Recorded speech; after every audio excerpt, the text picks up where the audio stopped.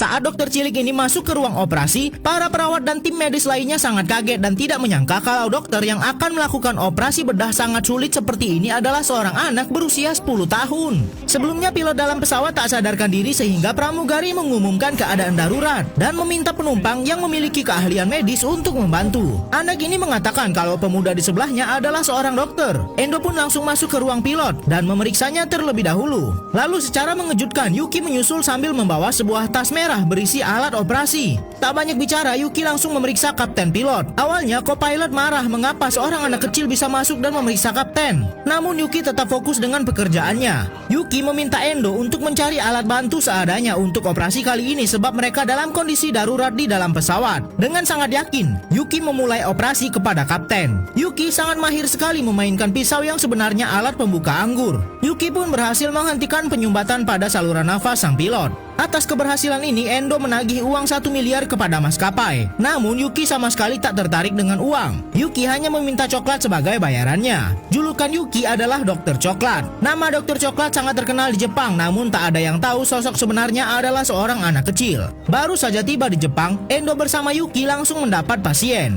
Endo mengatakan siapkan saja uang 1 miliar dan coklat kalau memang benar ingin menggunakan jasa mereka. Sementara itu, Endo pun langsung bergerak mencari tim untuk melakukan operasi tersebut. Endo mulai mengumpulkan para ahli medis di berbagai bidang yang dapat mendukung operasi mereka. Setelah semua tim terkumpul, Endo langsung memberikan penjelasan mengenai pasien. Namun saat para anggota menanyakan mana dokter yang sebenarnya, Endo belum menjawab. Bahkan saat mereka sudah tiba di tempat pasien, Yuki alias Dokter Coklat masih belum menunjukkan dirinya. Mereka semua adalah tim medis Dokter Coklat. Endo merupakan saudara dokter cilik tadi dan mereka semua akan mendapat bayaran 1 miliar untuk operasi kali ini. Semua tim langsung mempersiapkan alat mereka masing-masing. Karena dokter cilik bernama Yuki ini tidak ingin identitasnya terbongkar, maka setiap pasien harus menandatangani perjanjian kerahasiaan. Setelah Yuki alias Dokter Coklat mulai operasinya, barulah semua tim sadar kalau ternyata memang Yuki memiliki keahlian yang luar biasa. Bagaimana tidak, sejak lahir Yuki sudah belajar tentang operasi bedah. Bonekanya saja patung organ tubuh manusia.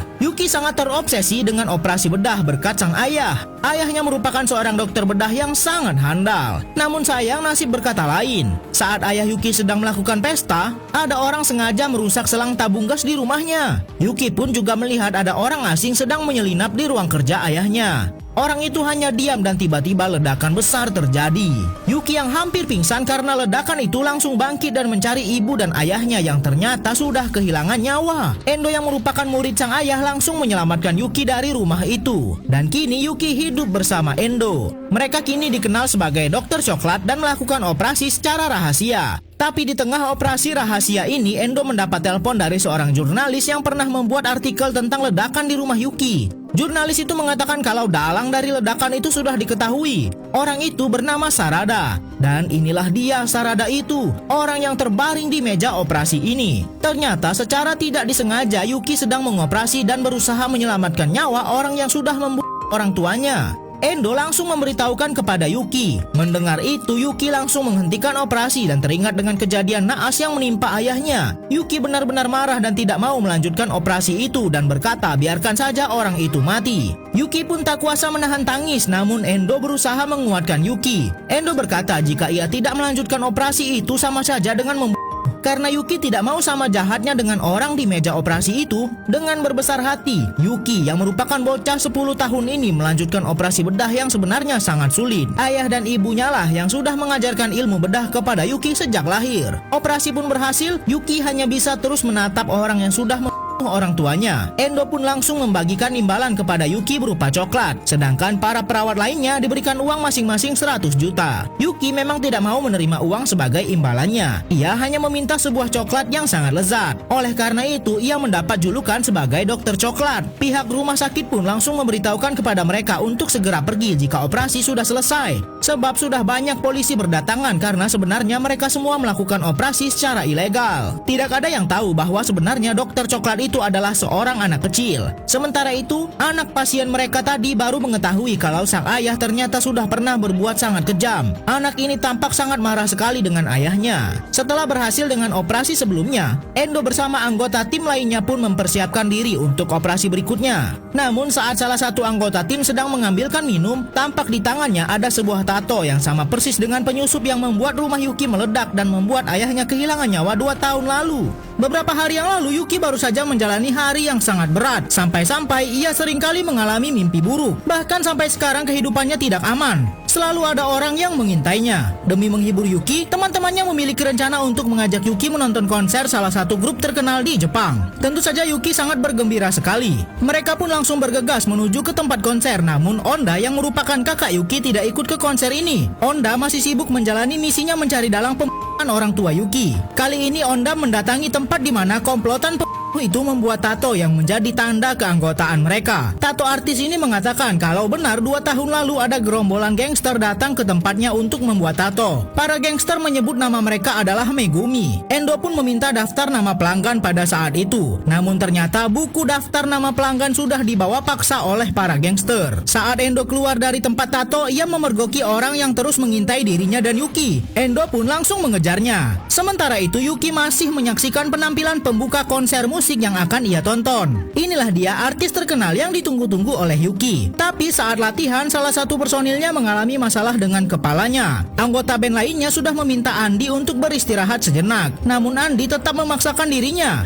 Sambil sempoyongan, Andi masuk ke toilet untuk meminum obatnya. Namun obat itu malah terjatuh dan Andi tidak sadarkan diri di dalam toilet itu dan tidak ada yang menyadarinya. Namun panitia tiba-tiba menghentikan acara itu. Ternyata panitia memberitahukan kalau salah satu artis yang akan tampil menghilang. Perawat ini yang merupakan fans sejati tahu kalau artis yang hilang memiliki penyakit migrain parah. Mendengar itu, tim medis lainnya pun teringat sesuatu kalau ia pernah melihat sebuah obat migrain tingkat tinggi tergeletak di depan pintu toilet. Mereka pun langsung berlari menuju ke tempat obat itu berada. Dan benar, obat itu masih ada di sana. Dokter cilik mengatakan kalau obatnya sangat keras sekali. Obat tersebut memang benar milik artis yang akan tampil di konser. Andi tak sengaja menjatuhkan obat itu sebab ia tak sadarkan diri saat di toilet. Para dokter pun langsung masuk ke dalam toilet itu untuk memeriksa dan benar ada satu pintu terkunci. Sebagai fans sejati, dokter kacamata ini mengerahkan segala cara untuk membuka pintu toilet. Dan saat sudah terbuka, mereka langsung memeriksa Andi. Dokter cilik mengatakan kalau Andi memiliki penyakit yang sangat serius. Panitia dan teman-teman artis lainnya pun datang melihat kondisi Andi. Panitia memarahi Yuki saat ia berkata jangan mengguncang kepala Andi. Mereka tidak tahu kalau Yuki dan teman-temannya ini adalah tim operasi bedah yang sangat handal. Para tim medis mengingatkan Yuki jangan terlalu mencolok sebab identitasnya sebagai dokter tidak boleh ketahuan. Namun Yuki malah berkata ia akan melakukan operasi darurat kepada Andi. Jika tidak, Andi akan meninggal. Perawat pun langsung meminta izin kepada manajer Andi untuk melakukan operasi. Awalnya manajer ini tidak mengizinkan, namun teman-teman Andi malah memohon bantuan pada tim Yuki. Andi pun langsung dibawa ke tempat operasi darurat dan Yuki harus bersembunyi terlebih dahulu. Yuki dan timnya pun langsung menyiapkan peralatan mereka masing-masing dan setelah semua siap, Yuki pun akan segera memulai operasi yang cukup berat ini. Berhasilkah Yuki melakukan ini semua?